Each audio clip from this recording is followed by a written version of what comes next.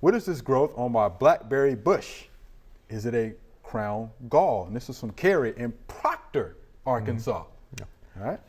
No, I don't think it's a crown gall. I think it's I didn't think so either. blackberry knot gall wasp. Not gall. Oh, okay. That's right. All Blackberry You're going to have to educate us on that one there. Blackberry knot gall Not wasp gall. is what it's. Oh, wasp. Okay. Wasp. It's a so wasp. that causes the gall. That makes Right. sense. The wasps lay their egg in the stem, and it causes the cells, the plant to grow, and the cells get big, and it's a place for the larvae and the eggs and the larvae to develop.